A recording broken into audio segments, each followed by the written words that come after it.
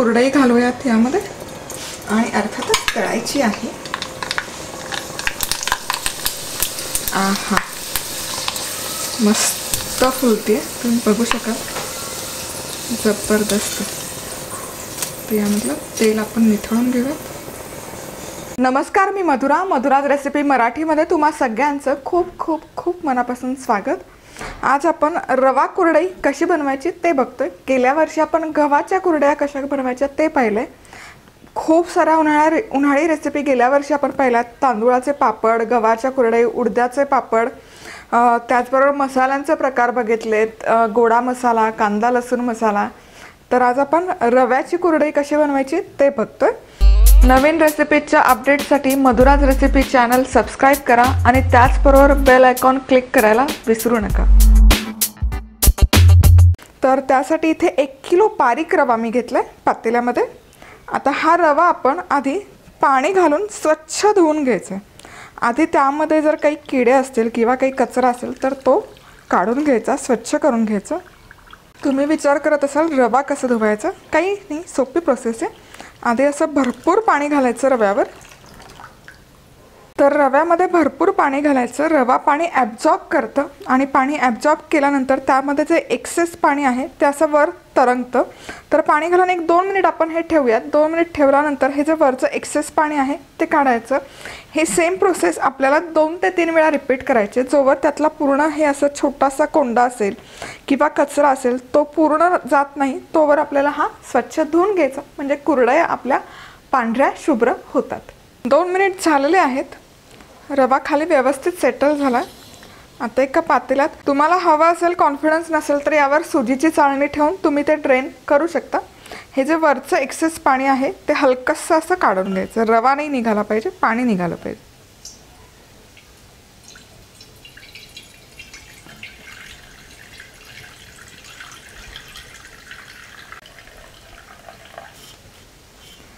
Perfect. आता पुन्हा एकदा मी पाणी घालून हा सोक करून घेणार आहे रवा 2 मिनिट, आणि पुन्हा त्यावर जे एक्सेस पाणी आहे ते काढून घ्यायचं। 2 मिनिट झालेले आहेत, वर काही कचरा दिसत नाही आहे, तरी मी पुन्हा एकदा हे पाणी ड्रेन करणार आहे।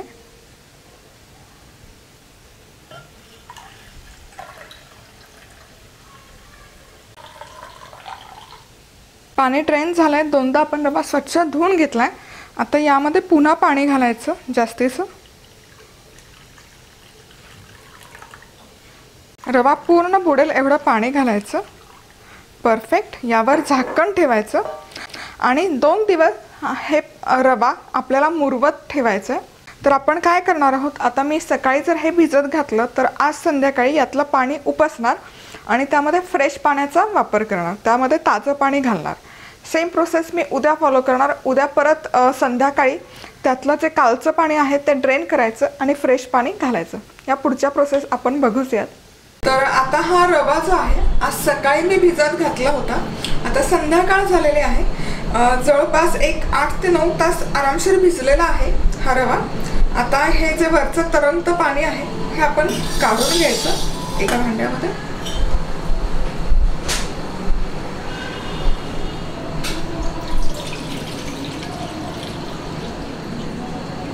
आणि रव्याला इथे तुम्ही बघू शकता थोडासा आंबूस व्हायला सुरुवात झाली आणि मस्त असं पांढरा शुभ्र रंग आलेला आहे। आता यामध्ये आणखी फ्रेश पाणी घालायचं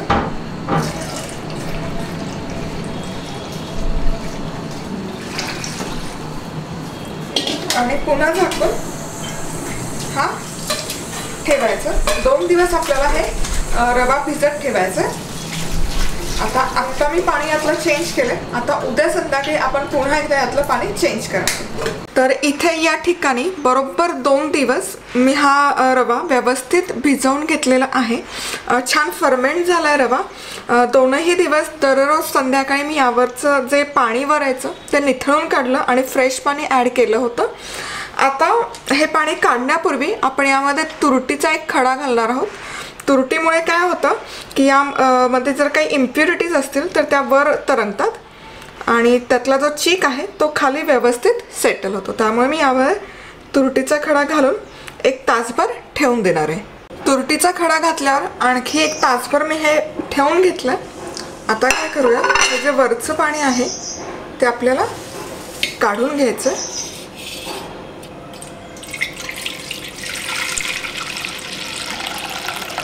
खूप दाटसर पाणी यायला सुरुवात झाली की ड्रेन करायचं थांबवायचं. आता इथे पातेल्यात खाली तुम्हाला दिसेल हा जो आहे हा चीक जमा झालाय. त्यामध्ये जे आपण तुरटी घालून घेतली ते तुरटी काढून बाजूला घेऊया. तर ही तुरटी घालून घेतलेली ही बाजूला करून घेते मी. आता आपला हा चीक बनवून तयार आहे. गव्हाच्या कुरडईसाठी चीक आपल्याला मिक्सरमध्ये फिरवावा लागतो, पण इथे मी बारीक रवा यूज केलाय त्यामुळे आपल्याला हे मिक्सरमध्ये फिरवून मग परत तो चीक गाळून घ्यायची अजिबात गरज नाही आहे. झटपट होते ही रव्याची कुरडई. आता हा चीक साधारण एवढा पातेलभर आहे, तर जेवढा पातेलभर चीक आहे तेवढंच आपल्याला इथे पाणी घ्यायचं. आता इथे एक पातेलं घेतलंय, मोठं पातेलं घ्यायचं, जाड बुडाचं घ्यायचं शक्यतो. यामध्ये मी एक पातेलभर पाणी घालते. मीठ घालूयात चवीपुरतं, खूप मीठ नाही घालायचं. साधारण 1 ते 1.5 चमचा मीठ पुरे होतं. आणि 1 चमचाभर आपल्याला यामध्ये तेल घालून घ्यायचं आणि या पाण्याला चांगली दणकून उकळी काढायची. कुरडई करताना शक्यतो जाड बुडाचं पातेलं वापरा, म्हणजे तो चीक खाली बेसला करपत नाही.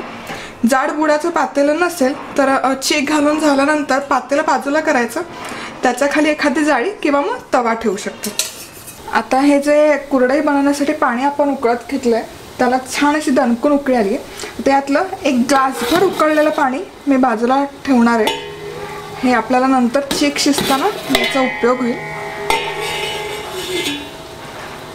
आता या उकळत्या पाण्यामध्ये आधी लाटणं एका हातात घ्यायचं आणि एका हाताने चीक सोडत पटपट पटपट मिक्स करत जायचं. ही प्रोसेस खूप फास्ट करावी लागते.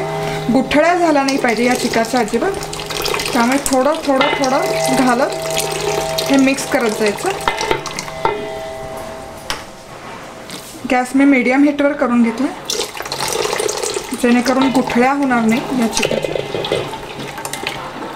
थोडा थोडा चीक घालायचा आणि ढवळत राहायचं.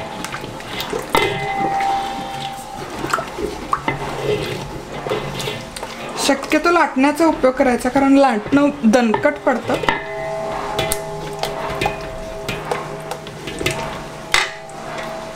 जसजसं हे शिजत जाईल तसतसं याला घट्टपणा यायला सुरुवात होईल. कंटिन्युअस हलवत राहायचं. गुठळ्या अजिबात झाल्या नाही पाहिजे या चिकाच्या.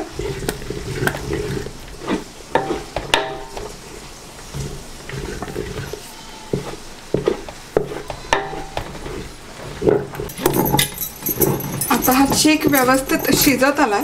1 कपभर पाणी मी बाजूला काढलं होतं.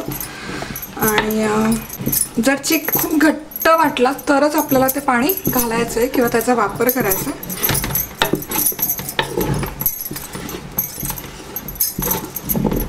ऑलमोस्ट हा चीक शिजत आलेला आहे, तुम्ही बघू शकता.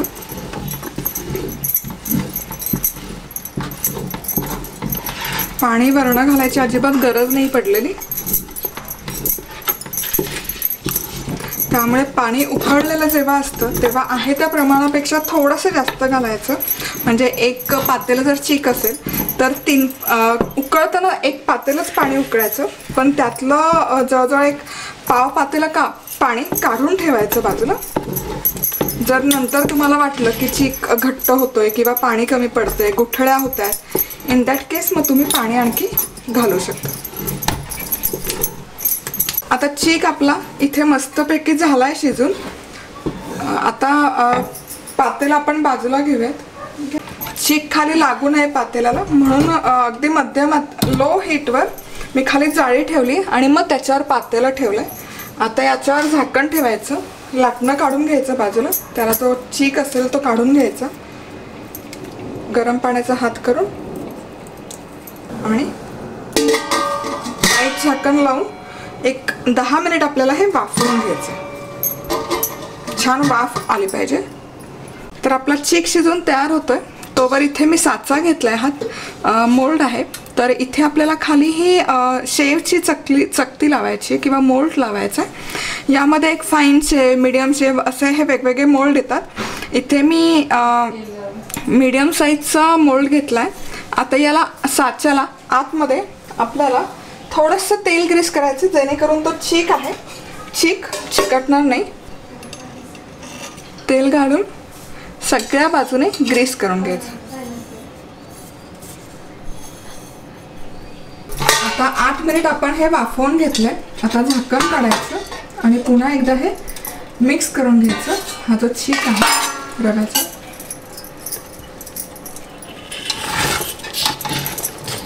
व्यवस्थित मिक्स करून घ्यायचं. आता मी आणखी 1 चमचाभर मीठ वरण घातलंय. आधी थोडं घातलं होतं 1.5 चमचा, ते कमी वाटतंय. चीक चव घेतली चिकाची आणि आता मावशी मदत करतात आपल्याला कारण ॲक्च्युली शूट सगळे माझं मी करत असते. तर शूट करून ही एवढी रेसिपी गॅसवर शूट करणं मला शक्य नाही आहे कारण इथे जरा जागेची कमतरता पडते. हवी तेवढी मोकळी जागा नाही पडत. इंडक्शनवर करायला सोपं पडतं पण जेव्हा मी गॅसवर करत असते किचनच्या कोपऱ्यात तेव्हा तेवढी ट्रायपॉड ठेवून कुकिंग करणं शक्य नाही होत. आज कॅमेरा माझ्याकडे आणि मावशी कुकिंग करतात.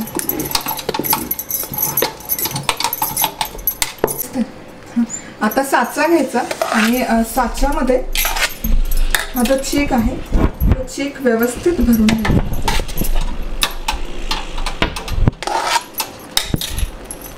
तर इथे मी लाकडी पाट घेतलेत, तेल लावून घेतलं. हवं तर तुम्ही प्लॅस्टिकचा कागदही वापरू शकता पण प्लॅस्टिकवर गरम वापरू नये त्यामुळे मग मी इथे पाट वापरते. तेलाने ग्रीस केल्या पाट आणि आता याच्या कुरड्या पाडायच्या. मस्त पडतात कुरड्या, तुम्ही बघू शकता.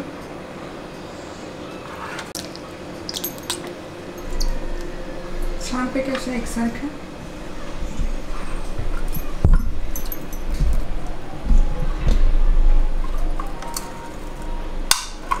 शक्यतो तेलाने ग्रीस करायचं पाट वापरल्यानंतर.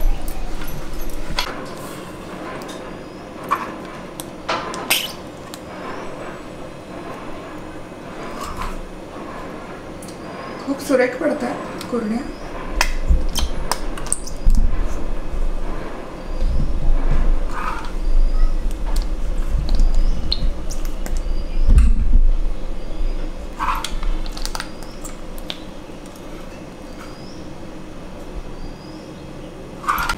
जरी दिसताना या तारा थोड्याशा जाडसर वाटत असतील तरी जेव्हा हे उन्हामध्ये सुकतात तेव्हा बऱ्याच श्रिंक होतात आणि पातळ होतात तारा. म्हणून खूप फाईन आपल्याला नाही वापरायची चकती, थोडीशी जाडसर घ्यायची.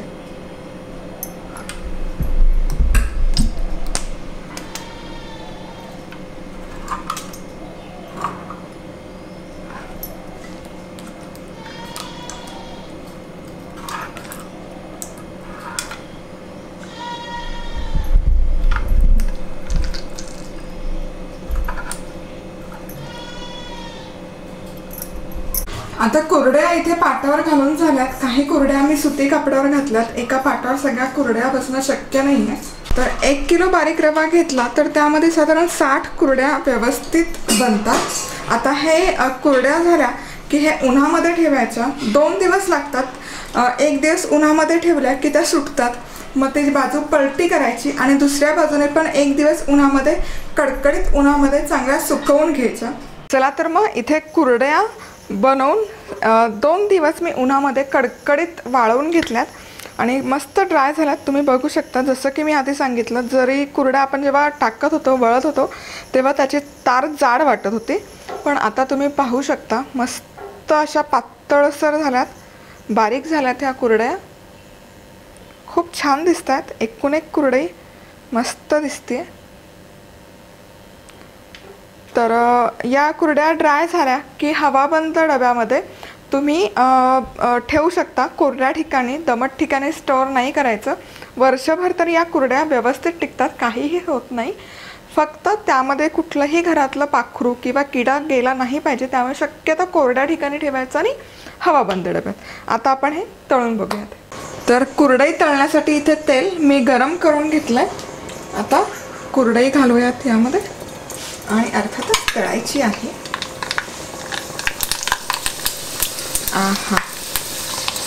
मस्त फुलते, तुम्ही बघू शकाल. जबरदस्त. तर यामधलं तेल आपण निथळून घेऊयात.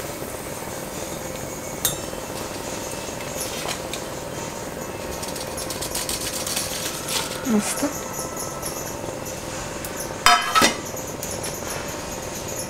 आणखी कुरडई आपण तळून घेऊया. छान अशा फरारतात, फुलतात कुरड्या.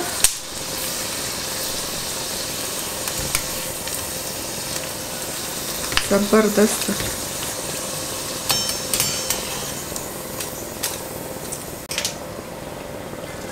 एकूण एक कुरडे छानपैकी फुलून अशी वर येते.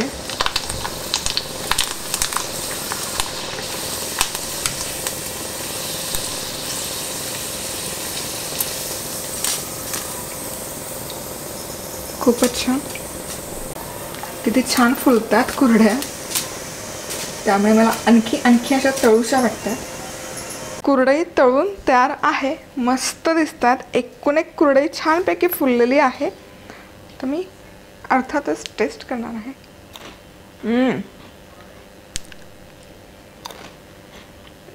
अजिबात कुठेच कच्ची वगैरे राहिलेली नाही आहे. आतपर्यंत व्यवस्थित तळली जाते कुरडई.